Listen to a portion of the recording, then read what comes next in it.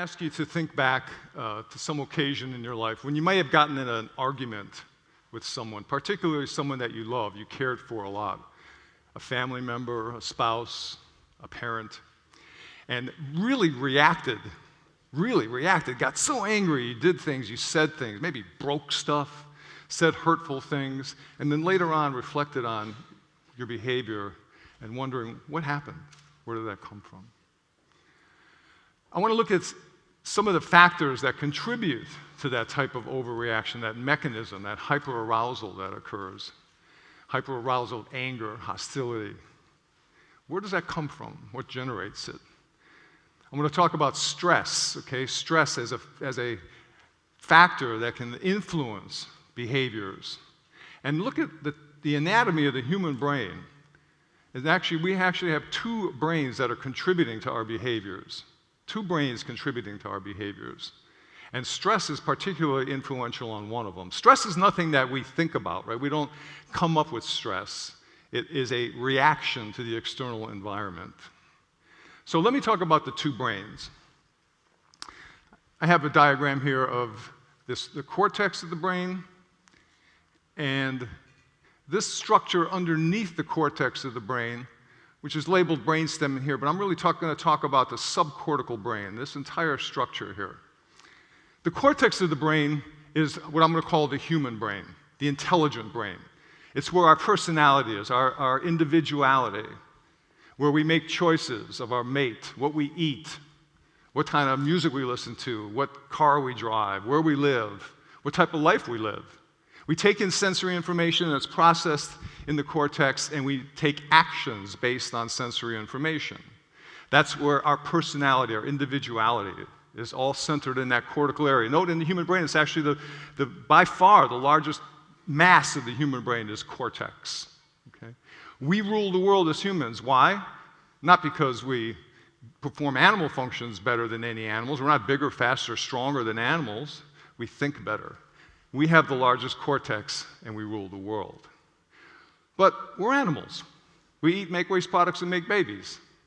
And that behavior, triggered by our primitive animal brain, is sometimes responsible for triggering some of the behaviors that we're not particularly fond of.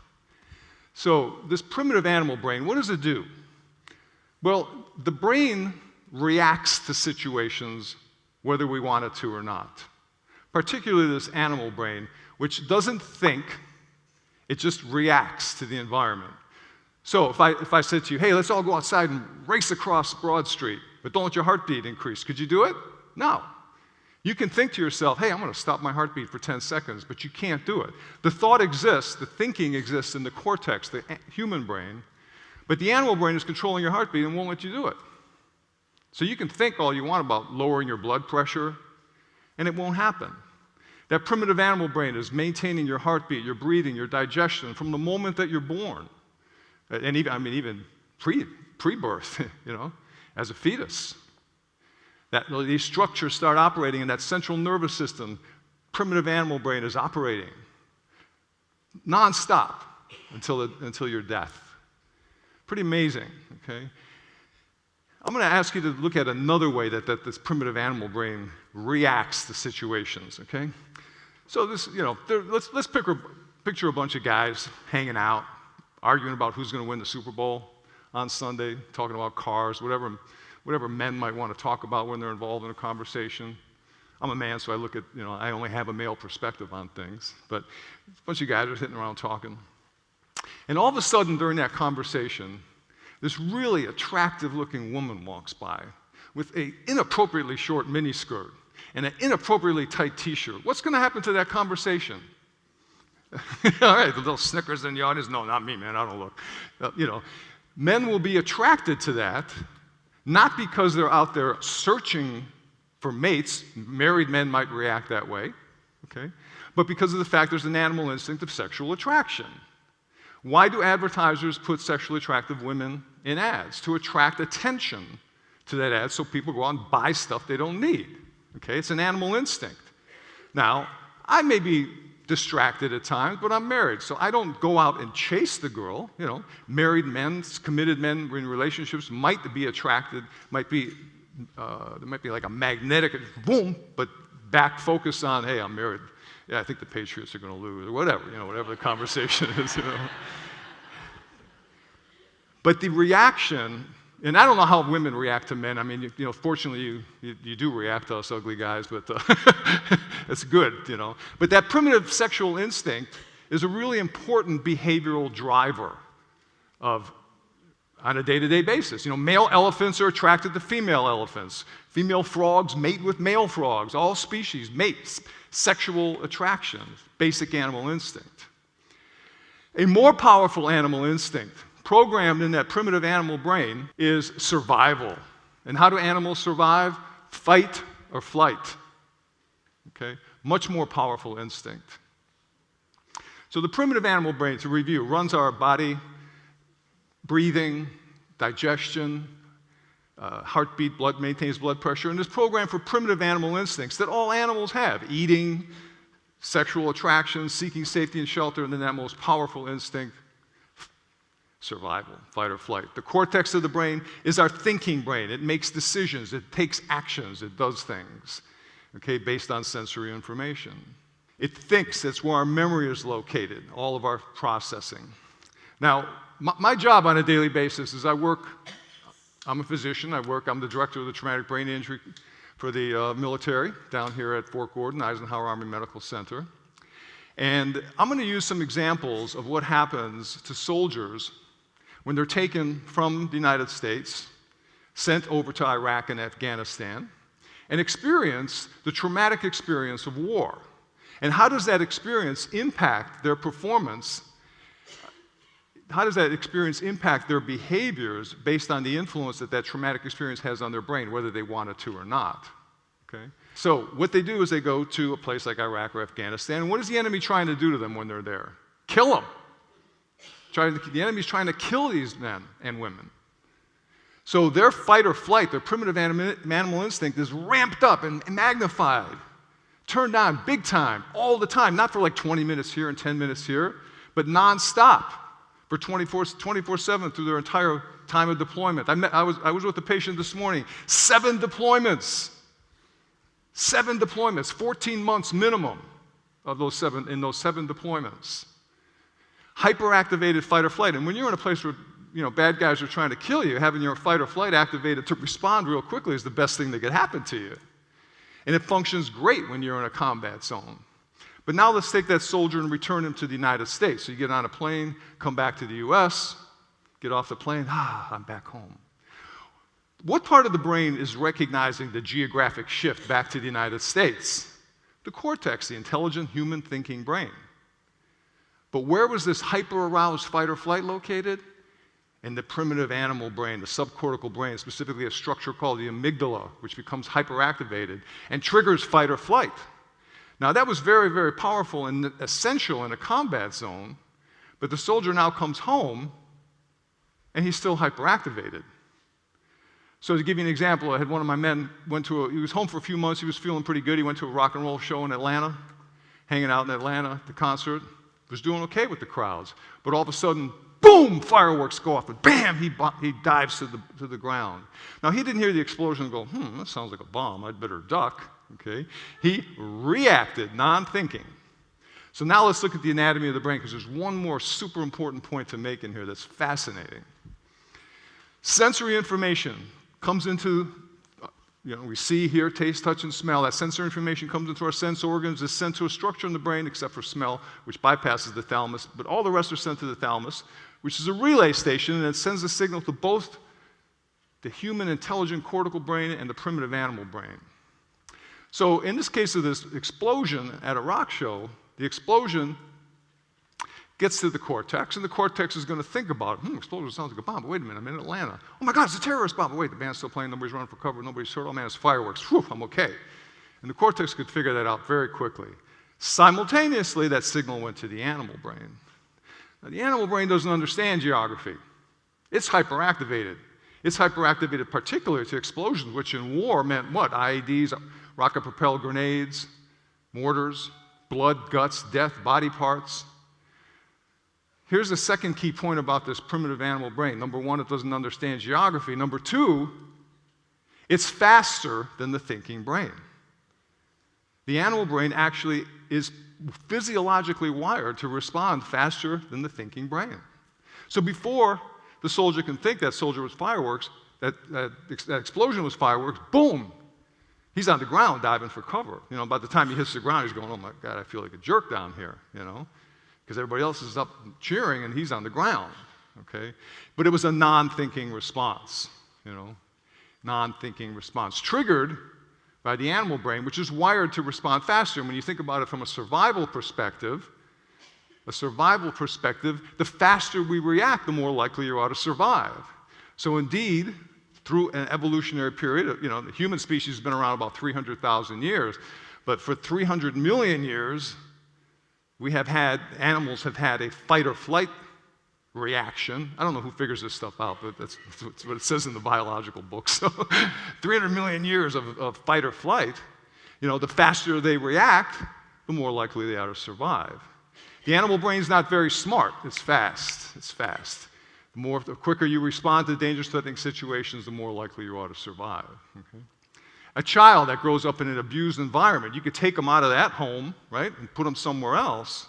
But if he or she has experienced significant abuse in that home, that abuse has impacted their arousal system, their primitive animal brain. No matter how much in their cortical brain they may want to overcome that, they are still reacting to situations programmed in that primitive animal brain, which you can't change by thinking any more than you can change your heartbeat, your blood pressure, okay?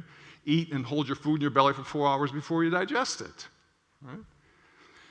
So let me talk a little bit about irritability, okay? So there was a man and wife who were at home, and the wife asked her husband, honey, can you take out the trash for me? Sure, baby, no problem, I'll take out the garbage. So the man, he gets up, took out the garbage, did a good job, cleaned up everything nice, came back in the house, sat down, job done. Now, meanwhile, his wife walked off into another room, and they had 2 little children. The 2 little children had spilled chocolate milk all over this beautiful, brand new white sofa. She was angry now. She's got this new sofa with big, nasty stains on it. She's not happy. Okay? Why did I let these kids drink chocolate milk in here? Why did I get a white sofa? My relatives are coming to visit, and I got this nasty stain on here. Boy, is she angry. But she's not mad at her husband, okay? But she comes back to her husband with a mean, angry look on her face, okay? And now her husband's maybe fatigued, stressed out with, stuff going on at work or whatever. He's, not particularly in a great mood. And she comes back to him now, and she got an angry look on her face, and she goes, did you take out that trash like I asked you? And starts cursing at his wife and yelling at her. Like, wow, what happened? Well, how did she approach her husband? Aggressive, hostile, angry. What's the fastest part of the brain to respond? The sensory information coming in is angry face and angry tone of voice. The fastest part of the brain to respond is what? The primitive animal brain. In order for that man to recognize, hey, that's my wife talking about the garbage, he needs his memory and his cortex to recognize wife and to recognize the English language. Did you take out the garbage? So when he responded, he didn't respond to his wife, he responded to the aggressive tone of voice and the aggressive face that she presented. Now, of course, when he yells at his wife, she don't like that, okay? So she barks at him, and he barks back at her, and now they're in a big argument over nonsense. Over nonsense. Their intelligent thinking human brains made a decision, hey, I love you, baby. Let's get married and live happily ever after. Let's have a wonderful life together. You're awesome. Oh, yes, you're such a big, strong man. You're going to be a wonderful husband and daddy. But now in the heat of the moment, that intelligent decision is gone. And the primitive animal brain has reacted and gotten them into a situation that their intelligent thinking brain never would have. Never would have. When the brain is hyper-aroused, if it's stressed out, certainly this is a situation that I see in military personnel who have been involved in combat. But, everybody can get stressed out, bills, family relations, neighbors making too much noise or whatever, okay? That hyperarousal, that primitive animal brain is pumping out stress hormones, interfering with sleep, keeping you up, okay? It can hijack memory because as you're thinking of all this stress, even unconsciously. Because remember, I'm not talking about the conscious brain where you're thinking and plotting and using your cortex. I'm talking about a hyperarousal of the animal brain that's been stimulated by some type of stuff. Okay? Could be trauma, could be just day-to-day stuff that's accumulating and hard to manage. But the stress hormones get released. It activates that part of the brain. And memory becomes difficult because concentration and attention, it's not that the memory storage and recall is problematic, it's that the attention is being diverted to all this other stuff. Okay, the stress factors. For example, I'll have a lot of soldiers will tell me they have memory problems. I was talking to a guy once in my office, and we had started having a sports conversation, and we get up and we're walking down the hall, and I'm talking about the topic that we had been speaking about. We got to the end of the hall, and he goes, "Doc, man, I told you my memory sucks. I don't remember anything you just said." Well, what happened was, when I opened up the door, we retraced our steps to analyze this. So when I opened up the door, he saw other doors in the hallway and started thinking, who's in those rooms? What kind of weapons they got in there? Whose footsteps are those coming down the connecting hallway? What if that guy's a grenade? What are we going to do? So by the time we got to the end of the hall, he didn't forget what I said. He never heard it, because his primitive animal brain was hyper-aroused. So, what are we going to do about it? As a neuroscientist, so I went back to school later in life and became a physician, and I have been fascinated being a brain mechanic. That's kind of what I consider myself to be. I'm not a behavioral health psychiatrist or anybody that deals with mood, depression, all this kind of stuff. But what I love is the way the brain operates as a machine, the most complex machine in the entire universe. And what is really amazing to me is we've got this part of the brain that's reacting before we think and triggering hormonal releases and consequently behaviors that really take us in situations that we don't necessarily want. When we look back, well, why did I do that? During the day, the brain is constantly generating ideas, constantly generating thoughts. It goes back to that, I like to think about in terms of ontology. Descartes, 1650, said, I think, therefore I am. How did he define his being? I think, therefore I am. Fast forward to the 1950s, French existentialist Jean-Paul Sartre was concerned not that I think, therefore I am, but I am the person that sees my thoughts. Thoughts may happen, but they're generated spontaneously by the brain. They're not necessarily who you are. You are the person that sees those thoughts. I love that definition, because that's the cortex of the brain that I want to amplify, I want to magnify, I want to use that cortex to determine in my life how I live my life, what I do. I can see thoughts coming into my head, maybe getting emotional about stuff, angry about somebody challenging me or cutting me off on the road or something that's challenging. But it's always good to stop. For me, I stop and think, wow, feel my reaction to it is not necessarily what I want to happen here. What I want to happen, I can control, I can do with my cortex. I still react, because that primitive brain reacts. So, in my experience, both in I've been working for the Army for about almost 7 years now, and been a brain injury doc for a few years more than that. I see a lot of folks in this status who end up going to doctors, and they get headache medications, prophylactic and abortive therapies. They get sleep meds, which don't work. They get mood medications. They get pain meds, okay? Let me talk about one more thing I forgot. So stress, right? When you're always walking around like, all these muscles are tightening up.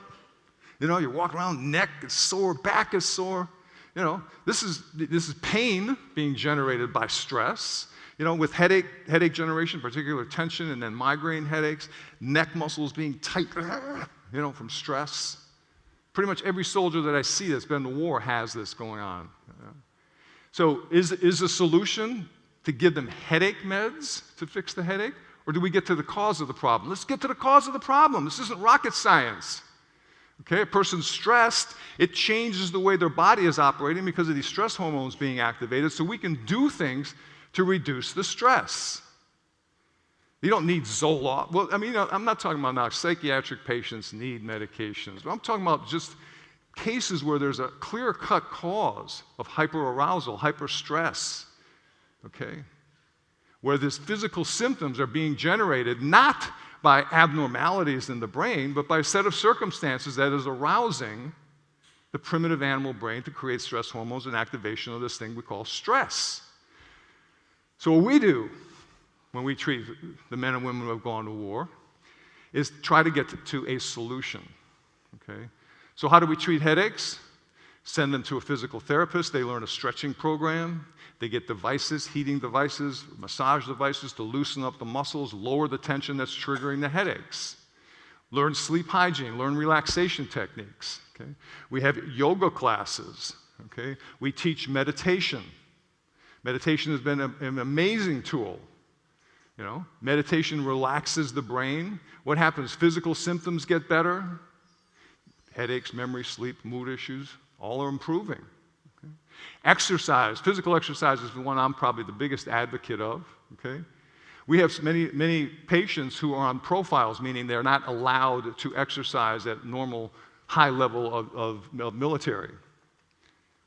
So we use these programs to really help the soldiers decrease their stress level and go to an organic, holistic solution rather than using the pharmaceutical products, which of course have significant side effects.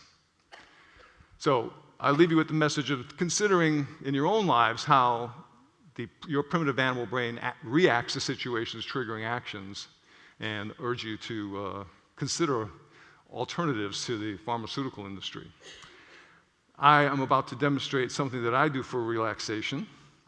Before I was a physician, I was a professional guitar player for many years, and I'm about to plug in this beautiful Gibson Les Paul over here and do a little I'm going to do this as a tribute to the men and women that have served in the military. I've had an amazing opportunity in my life to not only be a professional musician, but to go to medical school and become a doctor in my 40s. Because I live in this amazing country called the United States, and I play this for all the veterans and current active duty soldiers and people involved with the military who have allowed me to have the freedom to live this crazy life that I've had. So thank you. And this is going to be for you.